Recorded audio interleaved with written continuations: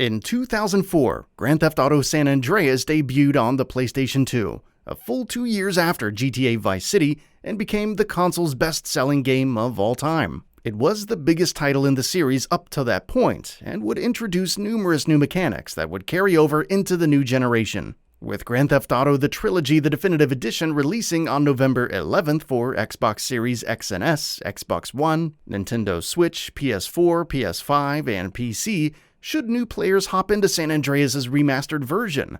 Let's take a look at 15 things that should be known before doing so. Story. The story centers around Carl Johnson, or CJ, who returns to Los Santos after a 5-year absence to attend his mother's funeral. After being accosted by Officer Frank Tenpenny of the Crash Unit, CJ reunites with his friends from the Grove Street family's gang.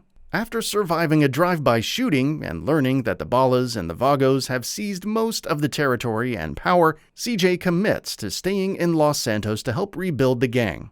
However, this is only the beginning of a grand saga of conspiracies, betrayals, and high-stakes crimes. Setting. Up to now, previous titles offered cities divided into boroughs or islands, and were fairly reasonable in size, but Grand Theft Auto San Andreas offered, well, the state of San Andreas.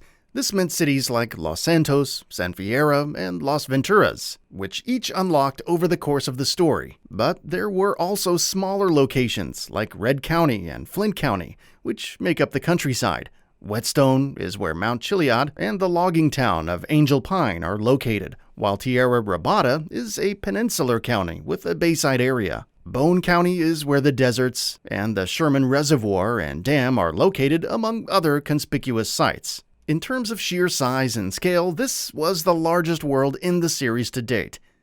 Cast. As CJ, voiced by Chris Bellard, players encounter a fairly large cast of characters.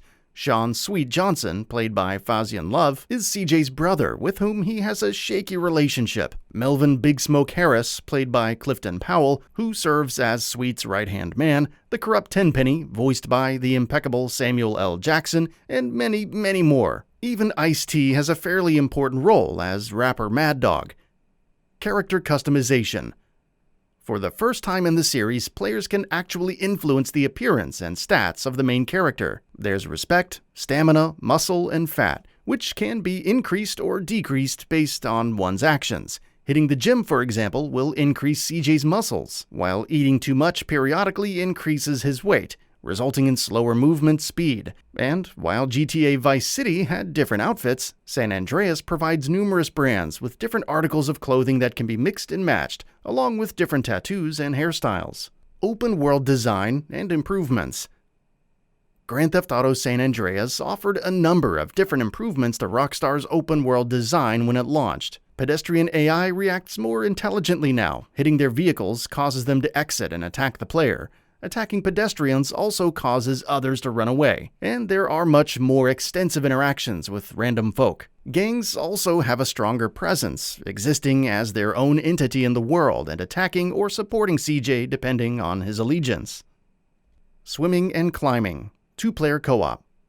One of the greatest new additions in GTA San Andreas is, believe it or not, the ability to swim. Both Claude and Tommy would slowly die in deep water. CJ could also climb over various walls and fences, which meant the days of trying to find a way around simple obstacles were finally at an end. It's also the first game in the 3D universe to introduce 2-player co-op. Despite some restrictions, it offered some pretty fun ways to cause mayhem with a friend. Whether it's included in the Definitive Edition or improved is currently unknown.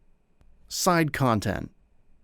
Much has been made about how much side content the trilogy offers, and San Andreas is the most packed of all. Outside of the 100, yes, 100 main story missions, you have asset missions, racing tournaments, stadium events, schools, the exports and imports chain of side missions, challenges, graffiti tags, and much more. Classic activities like taxi driving, paramedic, firefighting, and vigilantism return, once again providing rewards for completing their various levels.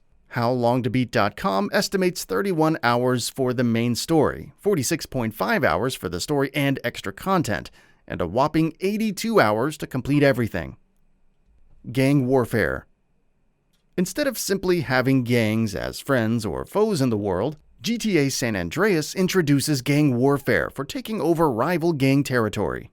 Each district has a number of territories that must be cleared of rival gang members and will generate money upon capture. Even after a territory has been claimed by the Grove Street families, opposing gangs can attempt to retake it, and it's up to the player to stop them. Based on CJ's respect level, you can recruit up to 7 gang members who will accompany you and attack anyone that looks at you funny. Sometimes they'll even run off on their own and randomly hijack a vehicle.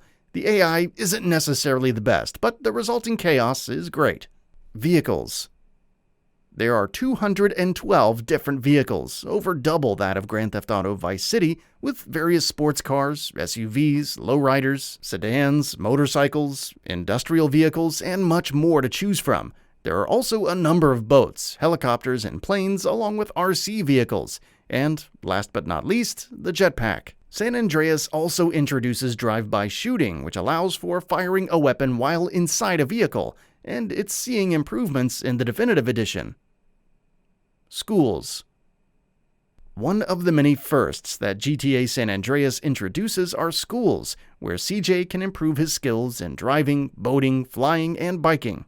Each offers a range of lessons and tests to complete along with different medals based on one's score. Some, like Fight School and Driving School, must be attended for story progression. Though completing everything isn't required, various vehicles are doled out as rewards, and thanks to the Definitive Edition's new checkpoint system, which allows for restarting a failed mission immediately, it should be easier to complete some of the more frustrating challenges like Flight School, hopefully.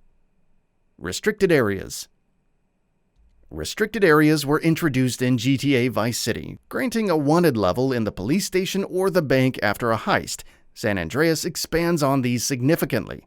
Along with the police impound garage, there are also military bases like Easter Basin Naval Station, which grant an immediate 5 stars upon trespassing, and where fighter jets can be stolen. So if you're wondering where the survive as long as possible in the military base challenges in GTA 5 came from, it all began in San Andreas.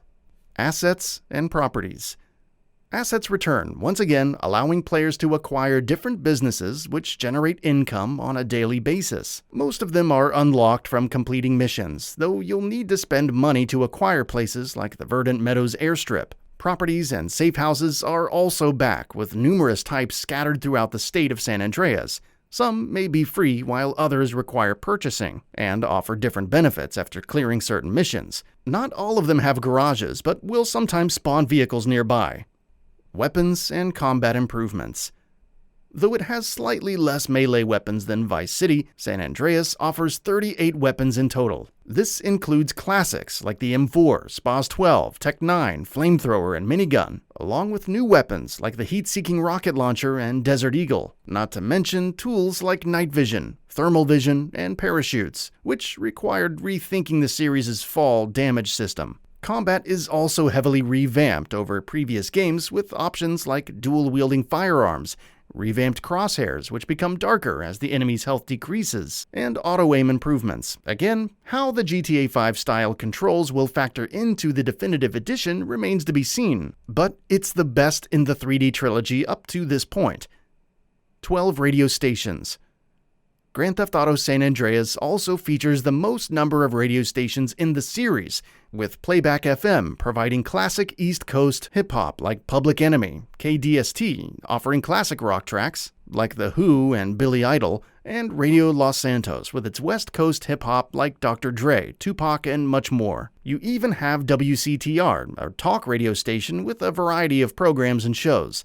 There are 12 stations in total, with one custom station for adding your own songs. While previous titles have had a custom playlist option, San Andreas offers more options like shuffling and adding commercials between songs. You can also have your playlist function as a normal radio station.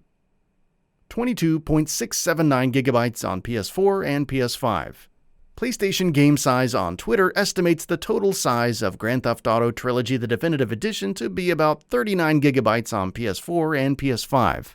GTA San Andreas The Definitive Edition takes up 22.679 GB, making it the biggest game in the trilogy. Those curious about the general quality of the remaster can also check it out on Xbox Game Pass. It arrives for the service as a standalone release on the same day. That's all for now. If you enjoy what you saw, please hit the like button. And if you're new to the channel, now is a great time to subscribe. We upload brand new videos every single day. After subscribing, don't forget to enable all notifications by clicking the bell icon. Thanks for watching this video, and we'll see you next time, right here on Gaming Bolt.